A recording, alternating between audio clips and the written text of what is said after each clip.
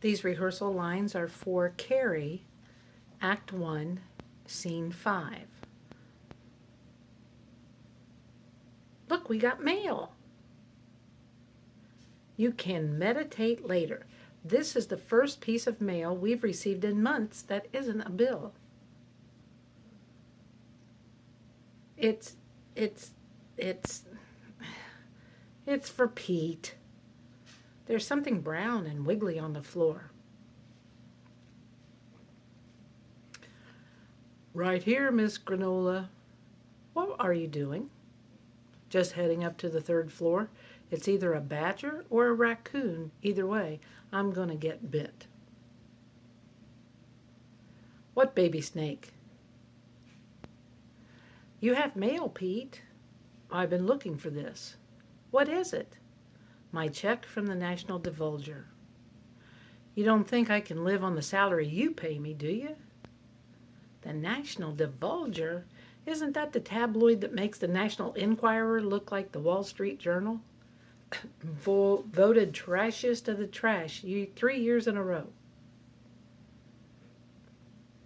Well, I write articles for them freelance. You might not be aware of this, but in college I was a journalism major.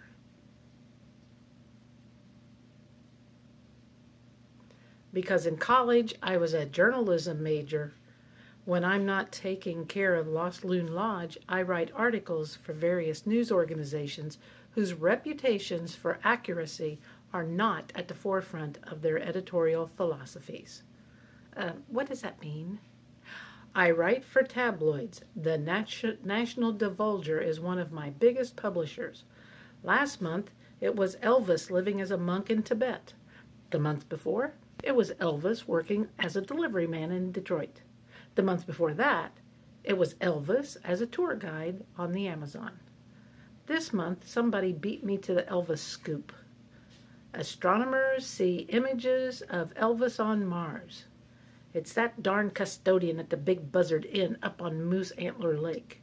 We were in journalism school together. Do you have an article this month? Sasquatch alert. Terror at Moose Bottom Lake. Woman kidnapped by Bigfoot escapes to tell her story. I wrote this story about Bigfoot falling in love with a young woman.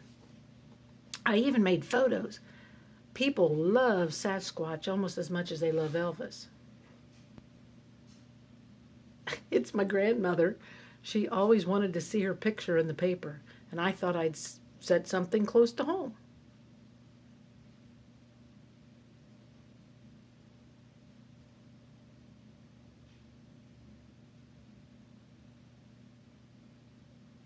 How's that for sensational? You fabricated a story.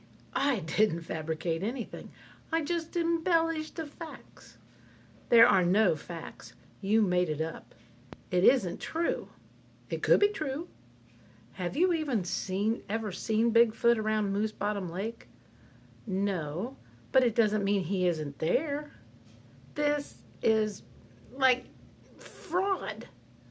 So, is fraud illegal? Well, yes. Uh-oh. Look, no one takes this stuff seriously, do they? Oh, that's Granny again. I put her on a wolfman mask.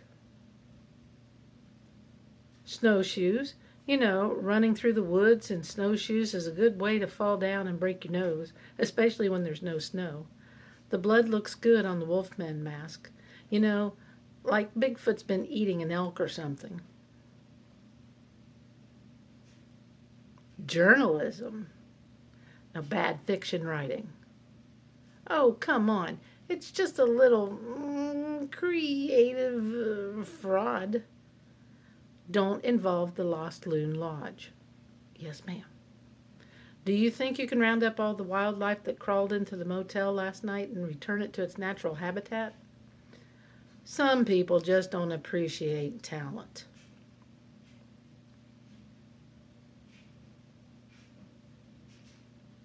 Bling! Hello, Lost Loon Lodge. How can I help you? No, we're on Moose Bottom Lake. It's at the other end of Moosehead Lake.